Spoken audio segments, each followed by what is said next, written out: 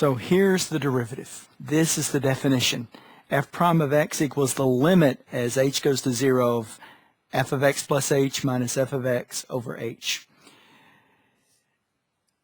So what we want to do, we want to start off and familiarize ourselves with this function, this difference quotient, by using it to find the derivative for various functions.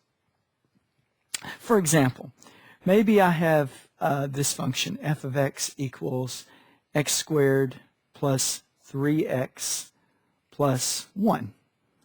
And what I want to do is I want to use the difference quotient to find the derivative of that function. In other words, I'm going right to the definition of a derivative. Now, later on, you'll encounter shortcuts. But right now, we're trying to just explore the definition.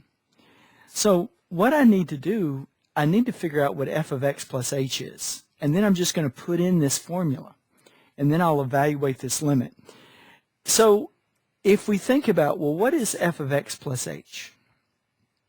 Well, every place we have an x, we'll just put in an x plus h. Now, I'll just leave it blank here for a minute. Okay, here's what we've got. So now I come up here and I put in an x plus h. See, that's all I did, because this is x squared plus 3x plus 1. So in every place I had an x, I put an x plus h.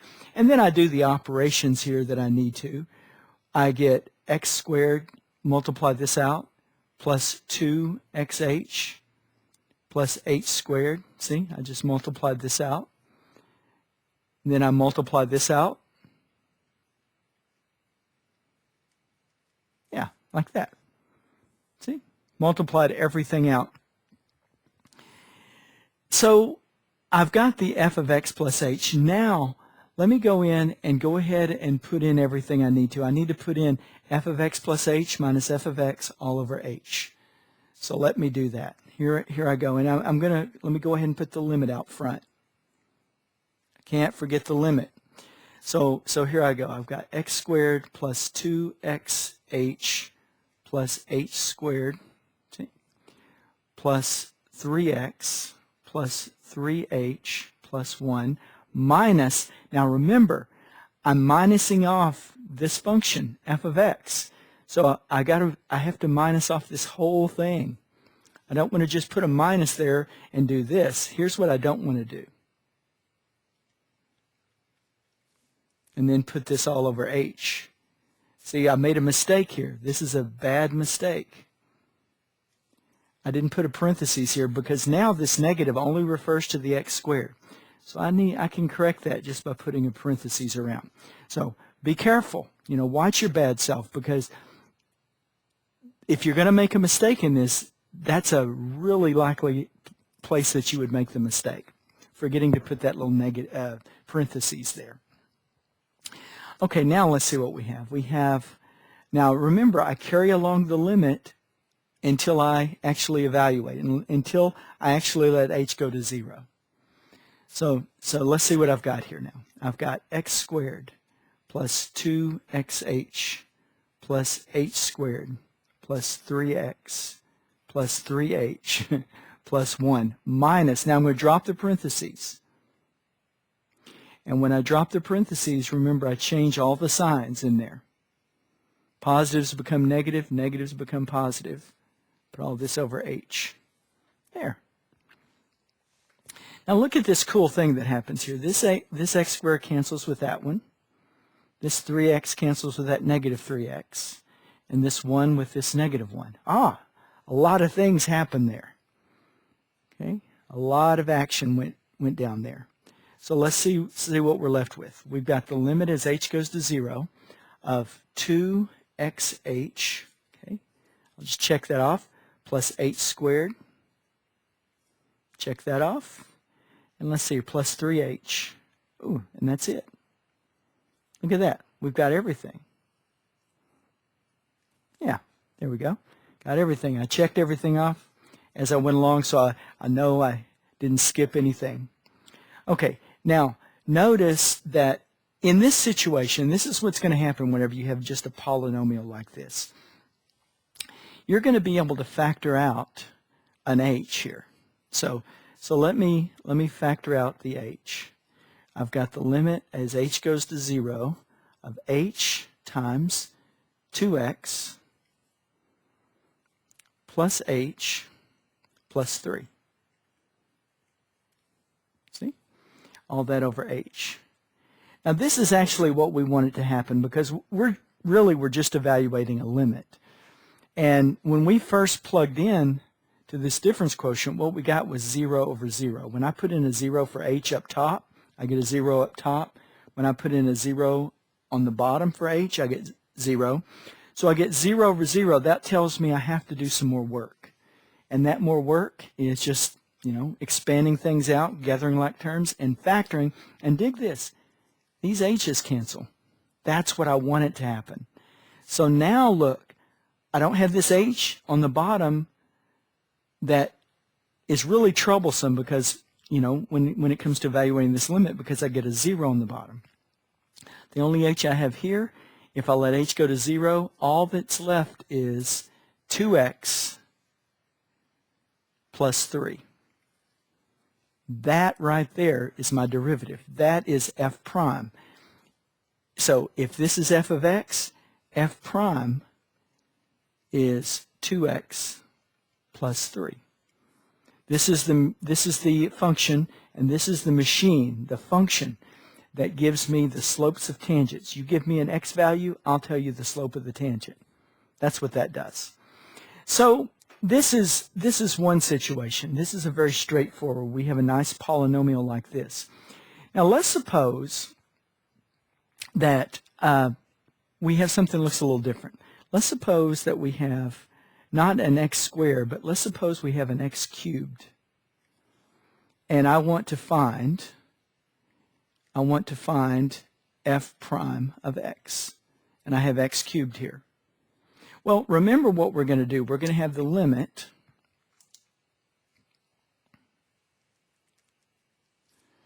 as h goes to 0 of x plus h cubed minus x cubed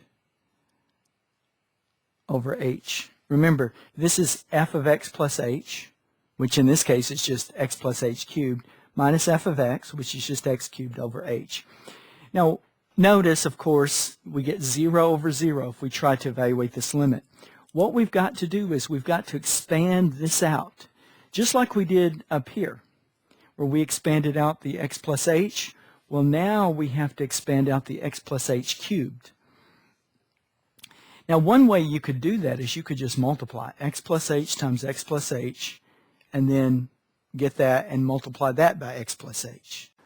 But multiplying out that way can get to be pretty tedious, especially if instead of x plus h to the third, we had something like x plus h to the 10th, something like that. So we need a quicker way. Now, I'm gonna show you one way that you can multiply out a binomial like this, and that's using Pascal's triangle. So let's think about x plus h to the third. Now, when you're multiplying something like this out, you have two considerations, the exponents and the coefficients of the terms. Now, as far as the exponents go, they're going to follow a pattern like this. The first variable here is going to be x cubed, and then you're going to say, go down 1, x squared, x to the first, and then finally over here, x to the 0, but I'm not going to put x to the 0, that's just 1. I'm going to go ahead and start with h cubed, see? Start with the next one and go down like this, h second, h to the first. So look what we have here. We have the exponents, the x is 3, 2, 1, 0. The h's, 3, 2, 1, 0. And notice that the exponents all add up to 3. See, 3, 2 and 1 is 3, 2 and 1 is 3. There's 3. Now what we have to do is we have to think about, well, what coefficients go in here? What numbers should be in front of these terms? Well, it's a cool thing that we have this Pascal's triangle, because Pascal's triangle will actually generate those coefficients. So look, To make Pascal's triangle, you make a triangle of ones, and then between it for the next column, for the next row, you add the two numbers above. So for example, in between these two ones, I'm going to get a 2 because 1 and 1 is 2. And then I put ones on either side. Then I come down here to the next row. 2 and 1, that's 3. 2 and 1 is 3. And then ones on either side. So I'm making this Pascal's triangle. Now I could go to the next one. 3 and 3 is 6. 3 and 1 is 4. 3 and 1 is 4. And then ones on either side. Now, I could keep going with this. In fact, let me go ahead and do one more row. This is 5, 10. See, 6 and 4 is 10. 5 and 1. And you can go on, but the thing is, these rows of Pascal's triangle generate coefficients. So this is like x plus h to the 0. That would just be 1. X plus h to the first, that's 1x plus 1h. X plus h squared, 1x squared plus 2xh plus 1x h squared. Okay, x plus h squared. Now, here is x plus h to the third. We've got 1, 3, 3, 1. So it's going to go like this. It's going to go 1. See that? 3, 3, and 1. There it goes. That's how you can expand something like that with Pascal's triangle. Now, if you wanted x plus h to the fourth, you would use this row. 1, 4, 6, 4, 1. That's how you would expand that binomial. But let's look here and see what we've got. We've got this thing. So x plus h cubed, this is going to be x cubed plus 3x squared h plus 3xh squared plus h cubed. Okay, now what I've done there, I've just multiplied this out. Now I'm going to do minus x cubed. X cubed right here all over h. Okay. Now I notice that this cancels with that. Okay. The x cubed and the negative x cubed. And now look what we have. We have these terms left. Every one of these terms have an h in it. So I'm going to factor out an h. Oh, look at this. I did something wrong here. I forgot my limit. It's good I did that because that will help you to understand. Don't, how easy that is, but it's important. I carry along the limit. Okay, so I have the limit here. Don't let that happen to you.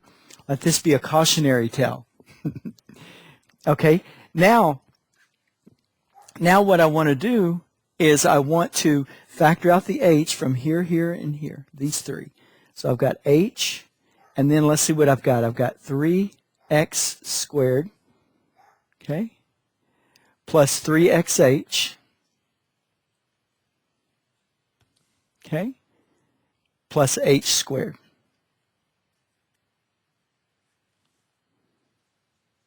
All over h. Now the h's will cancel. Now I'm in a position now where I can go ahead and let h go to 0. So if I let h go to 0, here's what we have for our derivative. Our derivative is going to be 3x squared. Oh, this one is 0 plus 0. These terms just go to 0. All these terms, both of these terms that have h's connected, they're going to go to 0 as h goes to 0. Because as h goes to 0, you have 3x times h. Well, that's 0. As h goes to 0, h squared is just 0 squared. So here's my derivative. So f of x equals x cubed. My derivative is 3x squared. Now I want to do another one like this one. So let's suppose I've got f of x equals x to the fourth. Let's suppose I've got that situation. And I want to find f prime. Okay, so here we go. We've got the limit as h goes to 0 of x plus h to the fourth, okay, minus x to the fourth, all over h. Now I need to expand out the x plus h to the fourth. So let me quickly draw a Pascal's triangle.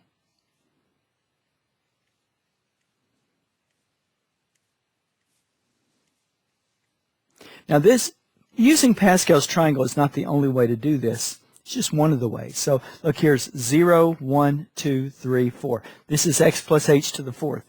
This little row right here, those are the coefficients I'm looking for. 1, 4, 6, 4, 1. So here I go. Let me go ahead and expand this out. Not forgetting my limit this time. Okay, let me expand this out. I've got x to the fourth, 3, 2, 1, and then x to the 0, but I don't put that down. I go h to the 4, 3, 2, 1. Now I make sure that all my exponents, every term's exponents has to add up to 4. Now I put in 1, 4. No need to put a 1 there. It's understood. 6, 4, and 1. And then minus x to the fourth.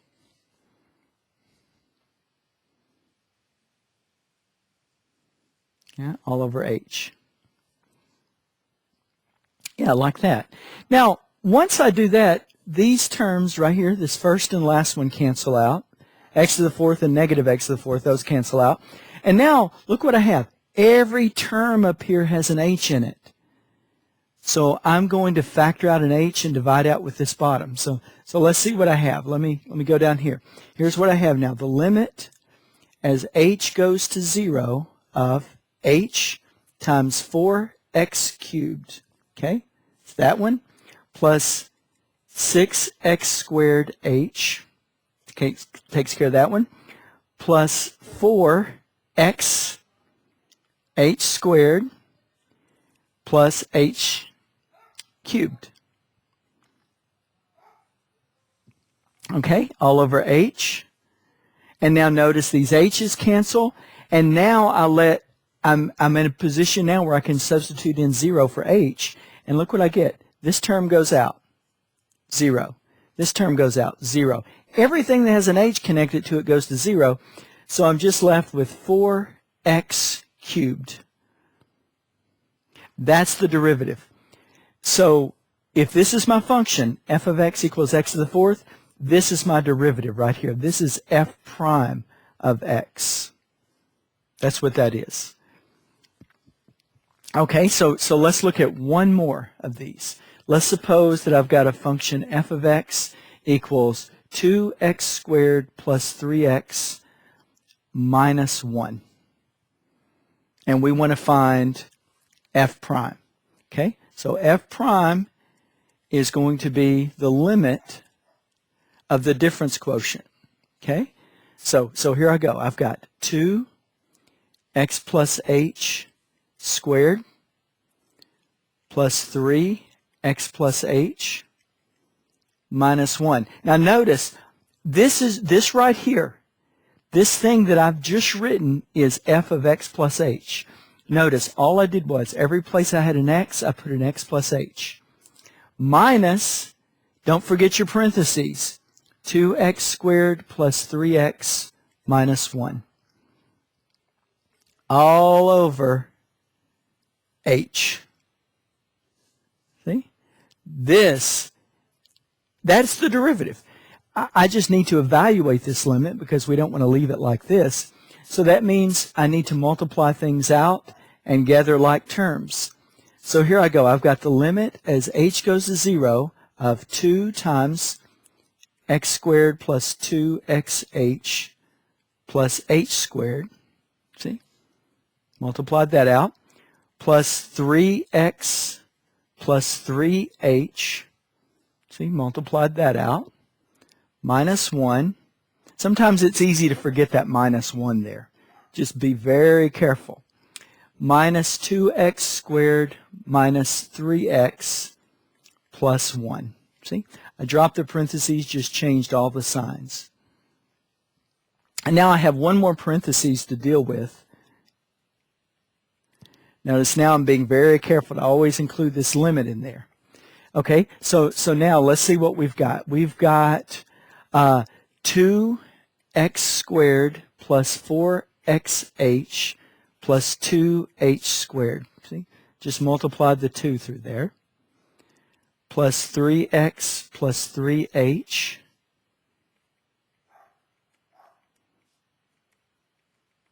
Okay, there we go. All of that. Now, let's see here. All that over h. Okay. Now, things start to cancel. Negative 2x squared, positive 2x squared. Positive 3x, negative 3x. Negative 1, positive 1. Okay? So now let's see what we've got. We've got the limit as h goes to 0. Now, everything up here has an h in it. Every term. Let's see what we've got now. If I factor out the h, I get, let's see here. Yeah, okay, never mind. Okay, so I've got 4x, okay, there's that, plus 2h, plus 3. See, got all those. All that over h, and once again, this thing happens where the h is going to cancel. Now I can just plug in the h to be 0, and this term right here goes to 0, and I just get 4x plus 3. This is my derivative. This is f prime of x. That's my derivative. So if this is my function, then this right here is the derivative.